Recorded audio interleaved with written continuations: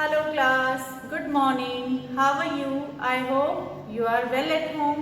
Let's start our social science class. In our social science class, we are going to start a new chapter from our book, Our Environment, जिसको हम geography भी कहते हैं. And the chapter is fourth, air. Chapter का name क्या है? Air. So, dear students, let's start our chapter. Our earth is surrounded by a huge blanket of air called atmosphere. हमारी अर्थ को चारों तरफ से एयर ने सराउंड किया हुआ है, घेरा हुआ है, जिसको हम कहते हैं atmosphere. All living beings on this earth depends on the atmosphere for their survival. और सभी living beings, animals, humans and plants, सभी अपने सर्वाइवल के लिए एटमॉस्फेयर पर डिपेंडेंट है, क्योंकि ये हमें क्या प्रोवाइड करती है? ब्रीथ करने के लिए हमें एयर प्रोवाइड करती है, साथ ही साथ ये हमें सन की हार्मफुल रेजेस से भी प्रोटेक्ट करती है. Without this blanket of protection we would be baked alive during the day and frozen in night. अगर ये लेयर जो है, ये एटमॉस्फेयर नहीं होगा तो फिर क्या होगा? हम धूप के टाइम में, दिन के टाइम में बिल्कुल केक के जैसे बेक्ड हो जाएंगे और नाइट में ग्लेशियर के जैसे फ्रोजन हो जाएंगे. सो इसलिए हमारे एटमॉस्फेयर का होना बहुत ज़रूरी है, अदरवाइज अर्थ के ऊपर लाइफ जो है वो पॉसिबल नहीं है. Our next topic is composition of the atmosphere. Atmosphere कैसे बना है, कौन सी एयर्स, कौन सी गैसेस से मिलकर बना हुआ है? तो मेनली जो हमारे एटमॉस्फेयर में जो मेन 2 गैसेस हैं वो है नाइट्रोजन एंड ऑक्सीजन. हमारे एटमॉस्फेयर का ज़्यादातर पार्ट जो है वो इन्हीं 2 गैसेस से मिलकर बना है. नाइट्रोजन जो है वो हम इस पाई चार्ट की हेल्प से देखेंगे, मैंने यहाँ पर ड्रॉ करने किया है कि 78% जो है वो हमारे एटमॉस्फेयर में नाइट्रोजन है और 21% जो है वो हमारे इन्वायरमेंट में 21% ऑक्सीजन है. बाकी की जो इम्पॉर्टेंट गैसेस हैं उनमें से है कार्बन डाइऑक्साइड, जो कि प्लांट इनहेल करते हैं, सो वो है हमारी 0.03%. इसके अलावा और भी काफ़ी गैसेस होती हैं, जैसे आर्गन है वो है 0.93% और हाइड्रोजन, हीलियम, तो वो सारा मिलकर बनाती हैं 0.04%. सो ये हमारे एटमॉस्फेयर की कंपोजिशन है, मेन लेयर्स है. अब हम बात करते हैं गैसेस की कि ये क्या रोल प्ले करती हैं हमारे एटमॉस्फेयर में. So nitrogen, when we inhale we take some amount of nitrogen into our lungs and exhale it. आपको पता है कि ह्यूमन बींग्स को अपने सर्वाइवल के लिए मेनली ऑक्सीजन की ज़रूरत है, बट जैसे कि आपको पता है कि नाइट्रोजन की क्वांटिटी एटमॉस्फेयर में बहुत ज़्यादा है, तो जब हम ह्यूमन बींग्स इनहेल करते हैं तो नाइट्रोजन का भी कुछ अमाउंट जो है वो हमारे अंदर चला जाता है, बट हमारी बॉडी जो है उसको कंज्यूम नहीं करती और उसको एक्सहेल कर देती है. But plants need nitrogen for their survival. They cannot take nitrogen directly from the air. अब नाइट्रोजन को जो है वो अपना खाना बनाने के लिए, अपने खाने के लिए, अपनी ग्रोथ के लिए क्या चाहिए? नाइट्रोजन चाहिए, बट वो नाइट्रोजन को डायरेक्टली कंज्यूम नहीं कर सकती क्योंकि उसका स्ट्रक्चर इस तरीके से नहीं है. सो वो क्या, उसकी हेल्प कौन करता है उसको कन्वर्ट करने में? Bacteria that live in the soil and roots of some plants. So कुछ बैक्टीरिया होते हैं जो सोयल के अंदर रहते हैं और प्लांट्स की रूट्स के आसपास रहते हैं, तो वो नाइट्रोजन को क्या करते हैं? एनवायरनमेंट से कंज्यूम कर लेते हैं और उसको नाइट्रेट में कन्वर्ट कर देते हैं, जिससे कि अब प्लांट जो है उसको कंज्यूम कर सकता है, अपनी ग्रोथ कर सकता है. सो अब हम बात करते हैं ऑक्सीजन की, जो कि हम ह्यूमन बींग्स की सर्वाइवल के लिए बहुत ज़रूरी है. So oxygen is the second most प्लेंटिफुल gas in the air. So first one कौन थी? नाइट्रोजन थी. So oxygen is second most plentiful. Humans and animals take oxygen from the air as they breathe. Green plants produce oxygen during photosynthesis. In this way, oxygen content in the air remains constant. If we cut trees, then this balance gets disturbed. सब human beings and animals क्या करते हैं? Oxygen को inhale करते हैं, जबकि plants जो होते हैं वो कार्बन डाइऑक्साइड को इनहेल करते हैं. सो वो क्या करते हैं? वो जो फोटोसिंथेसिस की प्रोसेस करते हैं प्लांट्स, उस टाइम पे वो ऑक्सीजन को रिलीज करते हैं जो कि इन्वायरमेंट में चली जाती है और जिसको हम ह्यूमन बींग्स और एनिमल्स जो है वो इनहेल करते हैं, और हम कार्बन डाइऑक्साइड रिलीज करते हैं जिसको कि प्लांट्स जो है इनहेल करते हैं. सो ये एक तरीके का साइकिल होता है कि प्लांट्स जो है वो ऑक्सीजन को एक्सहेल करेंगे और हम क्या करेंगे? कार्बन डाइऑक्साइड को एक्सहेल करेंगे. सो ये कंप्लीट एक साइकिल हो जाता है. अगर इसमें से अगर हम बहुत सारे ट्रीज को कट कर देंगे, डिफोरेस्टेशन ज़्यादा हो जाएगा, सो उसकी वजह से ऑक्सीजन जो है वो ट्रीज कम रिलीज कर पाएंगे, जिससे कि इन्वायरमेंट का बैलेंस बिल्कुल डिस्टर्ब हो जाएगा। अब हम बात करते हैं कार्बन डाइऑक्साइड की। तो ऐसा नहीं है कि ये पता है कि कार्बन डाइऑक्साइड अगर ज़्यादा रिलीज हो जाती है इन्वायरमेंट तो उसकी वजह से ग्लोबल वार्मिंग होने के चांसेस हैं, अर्थ का टेम्परेचर बढ़ जाता है। बट कार्बन डाइऑक्साइड जो है वो प्लांट्स के सर्वाइवल के लिए भी बहुत ज़रूरी है, और अगर प्लांट सर्वाइव नहीं कर पाएंगे तो ह्यूमन बींग्स की फूड सिक्योरिटी का क्वेश्चन जो है वो रेज हो जाएगा। अब हम बात करते हैं carbon dioxide is another important gas. Green plants use carbon dioxide to make their food and release oxygen. The amount of carbon dioxide released by the humans or animals seems to be equal to the amount used by the plants, which make a perfect balance. जैसे कि अभी अभी मैंने आपको ये बताया था कि ये complete एक cycle है। तो dear students, ये जो बैलेंस है हमारा, ये साइकिल जो है वो डिस्टर्ब हो जाता है ह्यूमन एक्टिविटीज़ की वजह से, क्योंकि हम बहुत सारा स्मोक जो है उसको रिलीज़ करते हैं एटमॉस्फेयर में, फैक्ट्रीज लगाते हैं, व्हीकल्स होते हैं, डिफोरेस्टेशन भी करते हैं, जिसकी वजह से कार्बन डाइऑक्साइड की क्वांटिटी बढ़ जाती है एटमॉस्फेयर में, जिसकी वजह से गर्मी हीट ज़्यादा बढ़ गई, जिसमें बहुत सारी क्रॉप्स की स्पीसीज़ और प्लांट्स की स्पीसीज़ जो है वो इतनी हीट बर्दाश्त नहीं कर पाएंगे, तो वो एक्सटिंक्ट हो जाएंगे, ख़त्म हो जाएंगे। और जब फोरेस्टेशन जो है वो कम होना शुरू हो जाएगा, डिफोरेस्टेशन ज़्यादा होगा, तो उस केस में भी ऑक्सीजन की जो क्वांटिटी है वो एनवायरनमेंट में कम हो जाएगी। सो ये पूरा का पूरा बैलेंस जो है वो डिस्टर्ब हो जाएगा। अब हम बात करते हैं डू यू नो की। सो डू यू नो में सबसे पहला पॉइंट है हमारा ग्रीन हाउस। ग्रीन हाउस में क्या होता है कि जब दिन के टाइम में सनरेज को कंज्यूम कर लेती है अर्थ, तो उसका टेम्परेचर बढ़ जाता है, और जब रात के टाइम में उस हीट को वो रिलीज़ करती है तो इन्वायरमेंट में प्रेजेंट जो कार्बन डाइऑक्साइड है वो उसको ट्रैप कर लेती है, रोक लेती है, जिसकी वजह से ये ग्रीन हाउस इफेक्ट बनता है। सो मेनली क्या है इसमें, कार्बन डाइऑक्साइड अर्थ जो रेडिएट कर रही है जिस हीट को, उसको ये रोक लेता है, सो ये ग्रीन हाउस इफेक्ट है।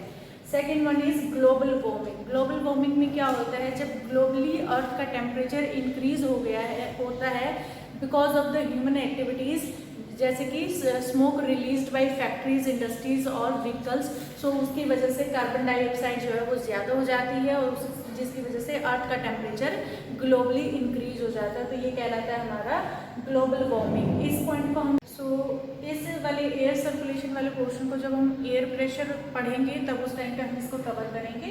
यहाँ पर नेक्स्ट टॉपिक में जाने से पहले एक बार ये भी देख लेते हैं कि ग्लोबल वार्मिंग के साइड इफेक्ट्स क्या होंगे, कि ग्लोबल अगर वार्मिंग बढ़ जाती है तो उसकी वजह से क्या रिजल्ट सामने निकल कर आएंगे। ग्लोबल वार्मिंग इंक्रीज होने की वजह से वर्ल्ड की आइस कैप्स जहाँ पर हैं, दैट मीन्स ग्लेशियर जो है उनमें आइस मेल्ट हो जाएगी, जिसकी वजह से जो हमारी रिवर्स है वो large amount of water drain करेंगी सी में, जिसकी वजह से सी लेवल इंक्रीज हो जाएगा, और सी लेवल जब इंक्रीज हो जाएगा सो कोस्टल जो रीजन है, कोस्ट जो उसके आसपास है, वहाँ पर फ्लड जो है आ जाएगी, और फ्लड आने की वजह से प्रॉपर्टी डैमेज होगी, वो अलग है, बहुत सारी स्पीसीज, क्रॉप स्पीसीज वो सारी भी एक्सटिंक्ट हो जाएंगी। सो ये जो है ग्लोबल वार्मिंग की हमारे एडवर्सिटी है कि इसकी वजह से जो एडवर्सिटी आएगी। अब हम चलते हैं अपने नेक्स्ट टॉपिक पे, and our next topic is structure of the atmosphere. Atmosphere की, जैसे हमने अर्थ की लेयर्स के बारे में पढ़ा था अपने interior of the earth chapter में, वैसे ही हमारी कुछ लेयर्स होती हैं एटमॉस्फेयर की, जिसमें हमारी आती है 5 layers. Name of the layers है troposphere first layer, then stratosphere, mesosphere, thermosphere and exosphere. So अब हम बात करते हैं हमारी फर्स्ट लेयर की, ट्रोपोस्फियर की। आइए बच्चों जानते हैं ट्रोपोस्फियर के बारे में। This layer is the most important layer of the atmosphere. It average height is 13 kilometre. The air we breathe exist here. Almost all the weather phenomena like rainfall, fog, hailstorm occur in this layer. That means सबसे पहले तो हमें पता होना चाहिए कि ये हमारी अर्थ है, और इसके सराउंड में 13 किलोमीटर तक जो लेयर है वो हमारी फर्स्ट लेयर है ट्रोपोस्फियर। सो यहाँ अर्थ के सरफेस से लेकर अगर हम 13 किलोमीटर अबोव जाएंगे वर्टिकली, सो ये जो सर्कल हमारा बनेगा ये बनेगा हमारी ट्रोपोस्फियर का, और हमारी सारी एयर वेदर की जो भी फिनोमिना होते हैं, जैसे बारिश का होना, तूफान आना, हेलस्टॉर्म होना, ओलावृष्टि होती है ना बारिश में, जब आते हैं हेलस्टॉर्म्स आते हैं, तो वो सारी एक्टिविटीज हमारी इसी लेयर के अंदर हो जाती है। सो ये सबसे ज्यादा इंपॉर्टेंट हमारी लेयर्स है, क्योंकि इसी से हमारी पूरी लाइफ जो है वो चेंज हो जाती है, वेदर चेंज हो जाता है, क्लाइमेट चेंज हो जाता है, फूड हैबिट्स चेंज हो जाती हैं, बहुत कुछ चेंज होता है। जब वेदर चेंज हो जाता है तो ये सारी चीजें हमारी इसी लेयर के अंदर होती हैं। अब हम बात करते हैं हमारी सेकेंड लेयर की, स्ट्रेटोस्फीयर की। सो ये है हमारी 50 किलोमीटर। जब हम 50 किलोमीटर ऊपर जाते हैं तो ये जो सराउंड हमारा हुआ, ये जो हमारी पृथ्वी को सराउंड किया, वो किया हमारी स्ट्रेटोस्फीयर में। तो स्ट्रेटोस्फीयर जो है, above the troposphere lies the stratosphere, it extend up to height of 50 kilometre. This layer is almost free from clouds and associated weather phenomena, making condition most ideal for flying aeroplane. तो ये वाली जो हमारी layer है, particularly अगर हम 50 kilometre ऊपर जाएंगे तो हमारी लेयर्स जो है वो आती है स्ट्रेटोस्फीयर, जिसमें कोई क्लाउड्स नहीं होते हैं, वेदर फिनोमिना भी नहीं होते हैं, जिसकी वजह से एरोप्लेन जो है वो बहुत अच्छे से मूव कर सकते हैं हमारी इस लेयर के अंदर। इसके साथ साथ ये जो लेयर हमारी, इसकी एक और बहुत अच्छा फीचर है, वो है इसके अंदर हमारी ओजोन लेयर का होना। और हमारे लिए ओजोन लेयर इंपॉर्टेंट क्यों है? बिकॉज वो सन रेज, जो हार्मफुल सन रेज होती हैं अर्थ को, उनसे प्रोटेक्ट करती है हमारी ओजोन लेयर। सो ये भी बहुत इंपॉर्टेंट फीचर्स है हमारी स्ट्रेटोस्फीयर का। अब हम बात करते हैं थर्ड लेयर की, मेसोस्फीयर, जिसकी अगर हम वर्टिकली चलेंगे 80 किलोमीटर तक तो आ जाएगी हमारी कौन सी लेयर? Mesosphere, 80 kilometres. तो यहाँ पर जो बनेगा सर्कल, वो बनेगा हमारी मेसोस्फीयर का। This is the third layer of the atmosphere, it lies above the stratosphere. Obvious बात है कि स्ट्रेटो के बाद हमारी क्या है, नेक्स्ट लेयर आएगी, सो वो मेसो है। It extended up to height of 80 kilometre. Meteorites burn up this layer on entering from the space. अगर कभी आपने न्यूज़ में सुना होगा तो बोलते हैं न्यूज़ वाले की अर्थ के ऊपर कोई मीटियोराइट्स आने वाला है। सो ये मीटियोराइट्स क्या होते हैं? जब ये स्पेस से स्टोन टाइप स्ट्रक्चर होता है और जब ये अर्थ की तरफ आते हैं, सो ये फ्रिक्शन की वजह से जलने शुरू हो जाते हैं। तो वो फ्रिक्शन जो होता है वो इसी लेयर में पहुंचकर यहाँ पर होता है और ये बर्न अप होकर गिर जाते हैं। So meteorites burn up in this layer on entering from the space. जैसे ही वो स्पेस से एंटर करते हैं, सो इस लेयर में यहाँ पर वो फ्रिक्शन की वजह से बर्न अप होकर गिर जाते हैं। अब हम बात करते हैं थर्मोस्फीयर की। In thermosphere temperature rises very rapidly with increase height. अब यहाँ पर क्या होगा? थर्मोस्फीयर में यहाँ तक तो टेम्परेचर जो है वो डाउन होता जाता है। अब जब हम मेसो से थर्मो की तरफ जाएंगे तो वहाँ पर टेम्परेचर जो है वो इंक्रीज होना शुरू होगा। जैसे जैसे हाइट बढ़ेगी टेम्परेचर बढ़ना शुरू हो जाएगा। अब इसके साथ इसका जो सेकंड मेन फीचर है वो है ionosphere. Ionosphere is a part of this layer, it extend between 800 to 400 kilometre. This layer helps in radio transmission. In fact, radio waves transmitted from Earth are reflected back to the Earth by this layer. So dear students, हमारी इस layer के अंदर क्या होता है? यहाँ पर ions present होते हैं और ये आयंस जो हैं वो हमें हेल्प करते हैं हमारे रेडियो ट्रांसमिशंस में। अर्थ से यहाँ पर जो वेव्स भेजी जाती हैं ये उन्हीं को रिफ्लेक्ट करके वापस अर्थ पे भेज देता है, जिसकी वजह से हम इंडिया के किसी भी कॉर्नर में बैठकर रेडियो चैनल्स आसानी से सुन सकते हैं। वैसे ही टीवी चैनल्स भी हम देख सकते हैं, डिफरेंट चैनल्स, तो वो भी सैटेलाइट्स यहीं पर सेटअप होते हैं। सो ये आयंस हमारी हेल्प करते हैं रेडियो ट्रांसमिशन में। सो इसकी दो इंपॉर्टेंट खास बात क्या है कि एक यहाँ पर हाइट इंक्रीजेस के साथ साथ टेम्परेचर इंक्रीज होता है और दूसरी बात यहाँ पर आयंस प्रेजेंट है जो हमारे रेडियो ट्रांसमिशन में हेल्प करते हैं।